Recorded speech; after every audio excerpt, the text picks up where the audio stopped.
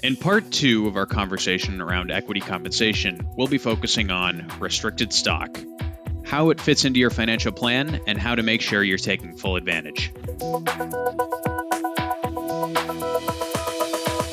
Hi, this is Andrew Busa, a senior financial planner at Advisor Investments, and we're here with another Advisor You Can Talk To podcast. Today, I'm joined by my colleague, JonPaul McBride. He's a member of Advisor's financial planning team, and he's also an equity compensation associate. So good to have you along for this episode. Good to be here. Thanks, Andrew. This is part two of our series on equity compensation. Today's episode is focused particularly on RSUs or restricted stock units, and generally some other types of restricted stock as well. I feel like as we've done plans over the last couple of years, JP, we've been seeing this item pop up more and more. Would you say that's fair to say? Definitely. We're seeing this as one of the main forms of equity compensation, and we'll kind of go into the reasons for that as we get deeper into the podcast here. Yeah, absolutely. So here's the structure of today's episode, and it's going to be similar if you listened to our last equity compensation episode. It'll follow a similar outline. We're first going to identify two types of restricted stock and what makes them distinct. Next, we will, of course, talk about how they're taxed because, of course, doesn't matter what you get. It only matters what you're able to keep. So true. And exactly. And then the third and final thing we will leave you with is three ways to make sure you're fully utilizing and maximizing the restricted stock that you do receive. So that's the outline. JP, any other thoughts before we dive into the meat? No, let's do it. All right. So identifying two types of restricted stock. Let's start there. We previously discussed on the last episode non-qualified and incentive stock options. How is restricted stock different from those types of equity compensation? Yeah, that's a great question, and there are a few things that make restricted stock different from stock options. Generally there's less flexibility as a first thing, right? So, you can kind of intuit that from the terms. There's options and then there's restricted stock. Restricted stock is more like getting paid in equity, and you generally don't have a choice on when it comes in, as opposed to options, which you can actually exercise strategically. In that same vein, another distinction is that restricted stock is actually much easier for the company to track. This is again why it's a little bit more common, right? It's better for the company. It's kind of easier for them. You get the stock as a paycheck, and they don't have to worry about you exercising all the rules there, something going wrong, something going bump in the night. It's just kind of there for you, and you have no choice in the matter. Yeah, so a couple of things I take from that. First, love that you point out so much is in the name of these things, restricted versus options. That sort of sets it up for you of how you should start to think about how these are different. Restricted stock, you just have less choice, less flexibility, and also the simplest way to think about restricted stock, like you said, is basically part of your paycheck, and we'll get into more in terms of how it's taxed and all of that. But that sort of will lay a good foundation for you. If you take anything from this episode, those two things are probably some good takeaways for you. Yeah, exactly. And I guess there's a one more big difference here, and that's that restricted stock generally does not have an exercise price. And as you remember, Andrew, we talked a lot about that in the last podcast about the options. That's kind of one of those big things. How much did you pay for this, or how much will you pay for this stock when you exercise or purchase it? Generally, for restricted stock, it's a $0 exercise price. So that you're paying like kind of taxes on maybe the whole spread, and that's really kind of a big difference, a big thing to keep in mind when we're talking about restricted stock. Yeah, for sure. And if you don't remember, exercise and what that means is when you go ahead and actually purchase, a stock option. So in a sense, what you're saying here is that since the exercise price of restricted stock is $0, well, just start to think about what that means from a tax implication standpoint. If you own something at $0 per share, later on, when that vests for you, that's going to be a spread between zero and whatever the price is when it vests. That's going to be taxed as ordinary income. So that will lay a good foundation for when we get to the tax bit of this episode. All right. So those are some differences between restricted stock and options. What are some common ground areas that we should be aware of? Yeah, well, you just mentioned one, right? And that's vesting. Vesting schedules. Would just like NSOs and ISOs, usually you have to wait to meet the terms of the grant before you receive that restricted stock and that full value of that restricted stock. There could also be right performance incentives as well, or performance metrics that you have to meet to get your restricted stock to vest. Like exercising an NSO, when you have restricted stock, your company will generally withhold your taxes, right? At the 22% level. So that's another thing that's kind of similar to what we've seen before. So that 22% federal rate, any applicable state taxes, and also, of course, the kind of 8% or so, 7.65% or so for FICA, which is Social Security and Medicare. And the last thing I'll say is it's kind of similar is there are some opportunities here for favorable tax treatment. Even though restricted stock has less flexibility, there's still some wiggle room, if you will, on how to get a really good tax treatment for some restricted stock. So that's a good segue into the next section. So you mentioned that there's different types of restricted stock, specifically two types, and we teased that a little bit at the beginning of this episode. So give us some background here of sort of the different styles of restricted stock. Yeah, well, high level, there are basically restricted stock awards and restricted stock units. Yeah, and I feel like personally, I've seen RSUs more frequently. Yeah, they're like really common, right? I mean, we're seeing these all the time. When we're looking at our planning software, right? It's very common for us for younger workers in their 30s, their 40s, even into their 50s and 60s to have this kind of compensation coming into their balance sheet, being kind of a big part of their overall financial picture. Let's take an example, and before I do that, let's just say, the basics of restricted stock units or RSUs is they're a promise to pay the shares to you, kind of the shares or the cash equivalent of the shares to an employee once those either performance conditions are met or the time vesting conditions are met. And so, as long as you remain with the company, you should receive your RSUs. As you mentioned, right, an example of this, we've got Jan who's received a grant of RSUs from Amazon. So, like we mentioned before, right? $0 exercise price, vesting over time. So let's say she got 2,000 shares of Amazon granted on January 1st of 2020, and they vest annually in four equal installments starting in January 2021. And I feel like I have to ask what seems like a basic question. What does vesting actually mean? It just means that she's now taking possession of it. She actually owns the shares now. So when she gets the grant document on January 1st, 2020, and she enters into that agreement with Jeff Bezos, right? That's a promise for Amazon to pay those shares out to her if she stays with the company for the time of the grant, for the vesting schedule of the grant. That's basically the promise there. Got it. And that's pretty typical. I think the example that you laid out is that we'll see, a vesting schedule that's like you said, maybe it's annually. We've seen quarterly. We've even seen monthly that these things could come in for you. Now, importantly, let's cover more specifically how RSUs get taxed. Yeah, that is the thing, right? As you said, it's what you keep. So RSUs are taxed on the fair market value of the shares, underlying shares, at the vesting date. And it's like ordinary income. So remember, it's like a paycheck. So in the example above, when we just talked about with Jan, if Amazon was granted to her at 1K a share in 2020, but has appreciated to 1,500 a share, right? And we kind of saw something like this in 2021 for her first tranche of shares. She's going to pay taxes at that extra rate, right? Those first shares are going to be paid at $1,500 a share for that first tranche of about 500 shares for Jan. Got it. And so now you in this situation, let's keep carrying this forward. The shares vested, she owns them. Now let's talk about sort of the other part of this sandwich here, the selling decision. What happens here? So once again, this is one of those similarities, right? Just like with exercised options, Jan owns those shares now. They're her shares. She can do whatever she wants with them. She can hold on to them. Her new basis, right, is the fair market value that she paid tax on. So that's why the tax is so important because that becomes your new cost basis.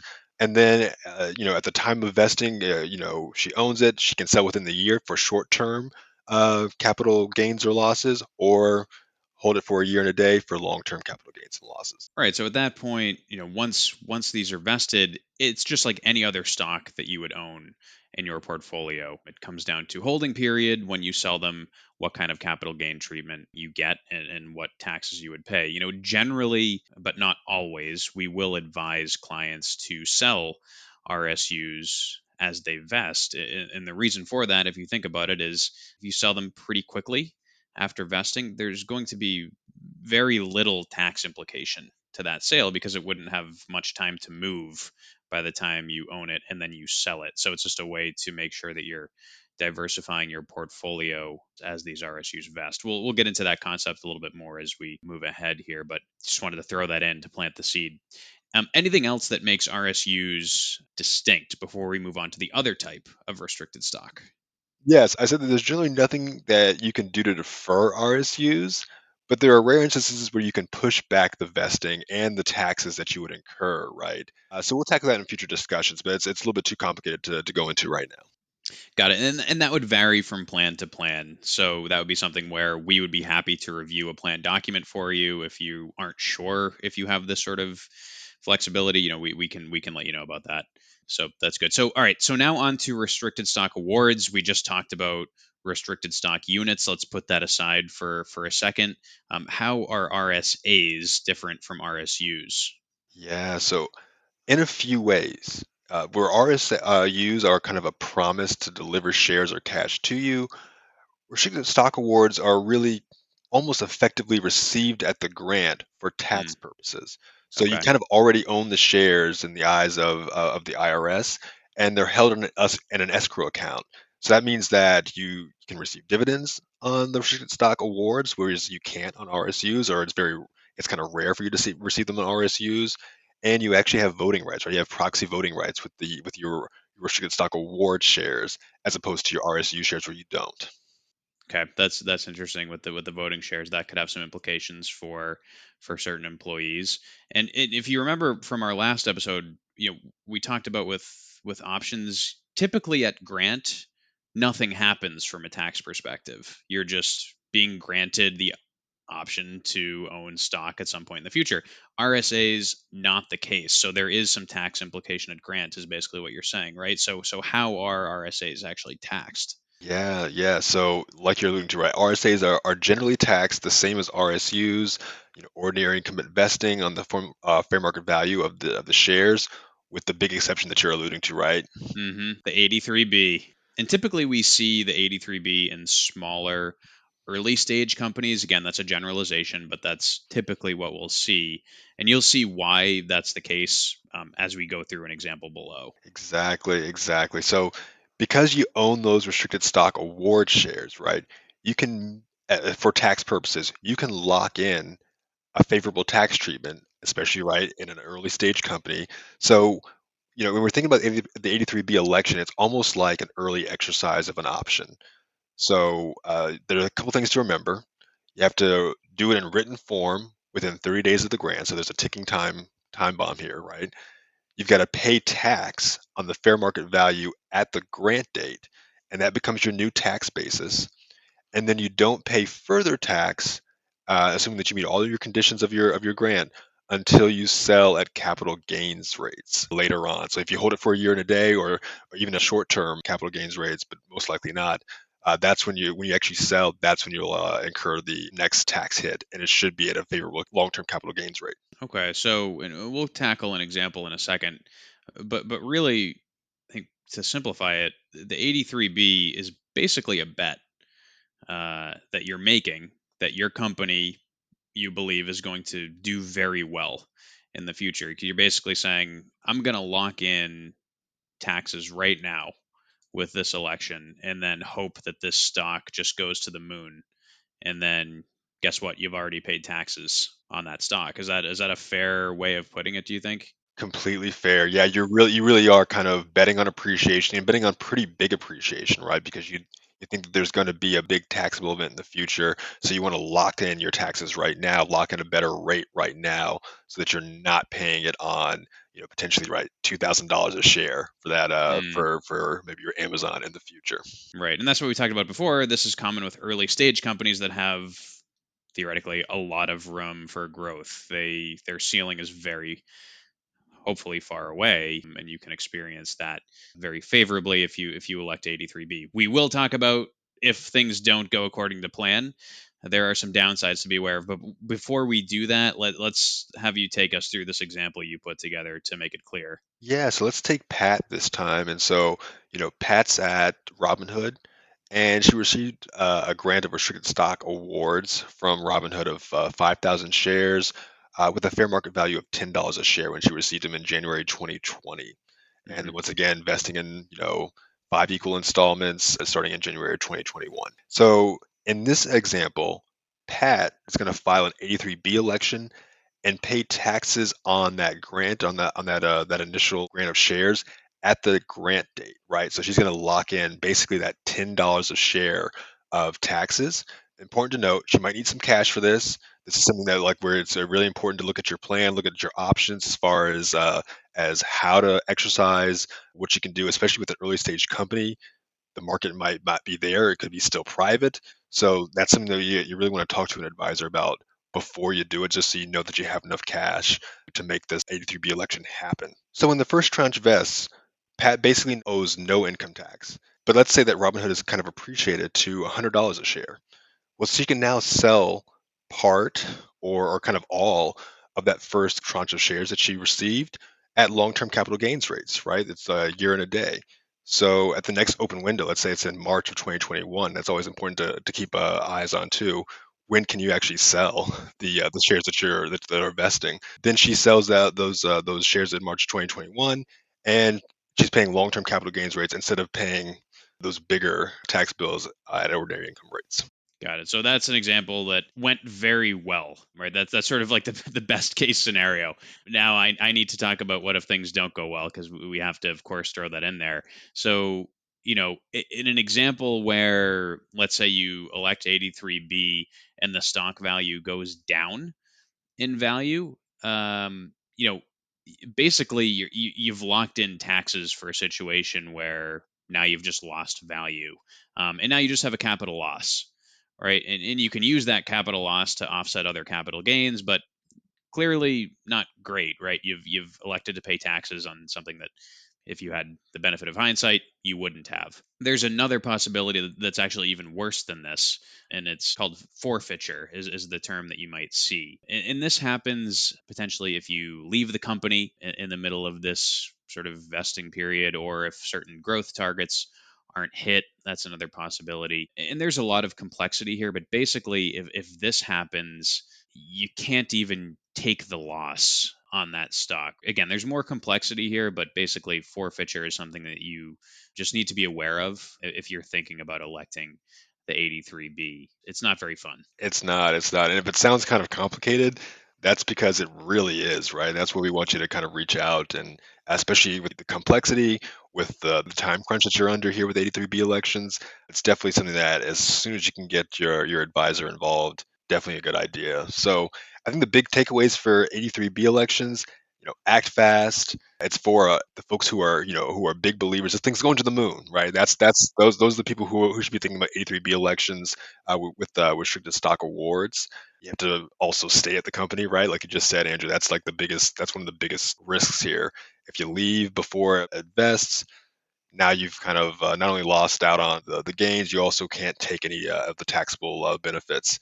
And also make sure that you have the money for this, right? You got to make sure that you can pay for the stock. It should be at a pretty low rate, or it should be the shares should be pretty affordable compared to where they're going to be in the future. But you still need to come up with the cash for it. All right, so we've covered a lot of helpful ground in this episode. Let's leave the listeners, JP, with those three ways to maximize your restricted stock. I'll let you lead off. Yeah, well, first off, and this is a quick one, right?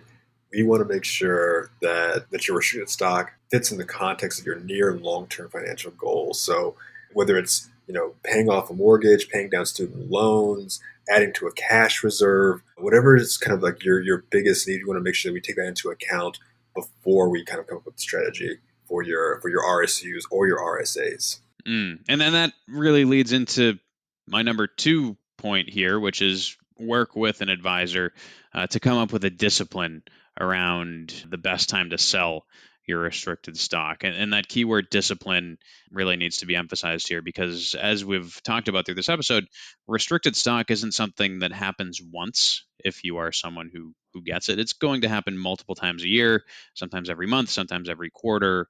Whatever the case, you need to have a discipline and stick to it, so that when you think about RSAs, generally you do want to hold them for quite some time to capture the full appreciation of the underlying stock. With RSUs, like I said in the earlier part of the episode, generally we find it's best to sell those immediately as they vest, or at the next open window, which I think will lead into your sort of number 3 final point here. Yeah, it just leads in perfectly, right? So just like with options, with all this equity comp stuff, right? You need to keep an eye on your exposure to the company that you're receiving it from. So you're already getting your paycheck there, your benefits there. So if part of your net worth is kind of already tied to your company, adding on a bunch of stock from the company is a huge risk, right? You don't want to have too many eggs in one basket. So, like you said, right, the discipline is good. 5% of your net worth is kind of a great target to kind of aim for of kind of company stock on your balance sheet. It could creep up to 10 or beyond. You don't want to like incur taxes and unnecessarily. You can let it creep up a little bit, but keep that 5% target in mind. So, and also pay attention to your retirement plan too. That's something that people forget about a lot as well. You may have equity comp and your salary, but also that company stock might be in your 401k. So keep this in mind. What you want to make sure you come up with a really good plan to kind of pare back your exposure as efficiently as possible. Well, I will leave it there with those excellent takeaways.